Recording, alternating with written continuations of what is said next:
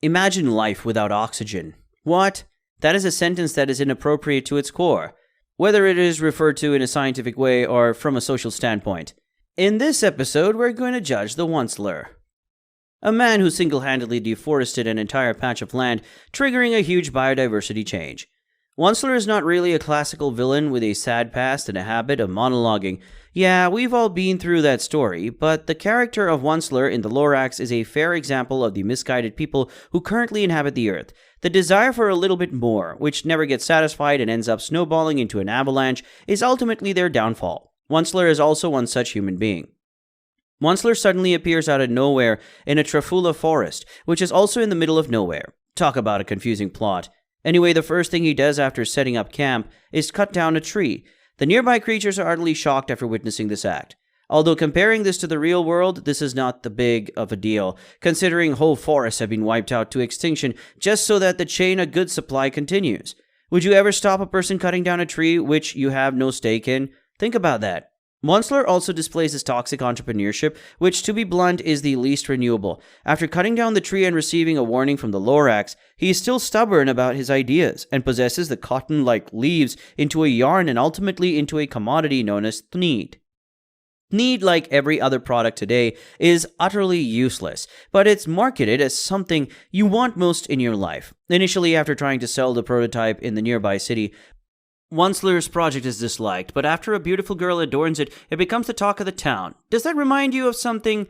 The influencers, of course. The number of unneeded things being promoted out there in this age of outrageous and borderline lunatic. Well, the people of the city follow Onceler back to the Truffula forest, where he is cheered on like a pioneer, which in turn worries Lorax more. What happens next? Onceler, on his high horse and passion for money, starts planning to oust more trees behind the back of Lorax, and even gives out a call to his greedy family. He plans on using machines to cut down trees more effectively, and selling out his complete inventory, making him filthy rich in the literal sense. And then comes a day when he cuts down the last tree in the forest, ending his crusade, and saying his goodbyes to the disappointed Lorax, who ascends into the sky. Onceler is forgotten in a jiffy, and after the demand for fresh air is created, a new hero rises up just like himself, bound by a fate similar to that which befell Onceler. This is once again a reference to the modern-day concept of famous people getting lost in the clouds of irrelevance and new people taking their place, with the cycle repeating over and over again.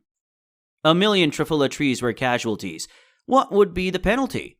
Now, this might be a bit controversial, but if the same things were being done by Onceler in the real world, his condition would not be any different in the real world than it is in the story. He would become rich and just drown in irrelevance over time.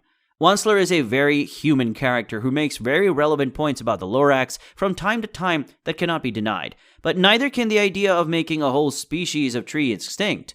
Onceler, if not held responsible for his action in the real world, would go on to live his life in luxury from the riches he accumulated by cutting down the Truffula trees.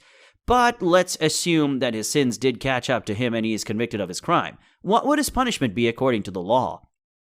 To be honest, it's not very severe. He would end up paying about $500 to $3,000 in fines for every tree he cut down. And introspecting the whole picture, he might actually get out of the situation guilt-free, retaining most of his money.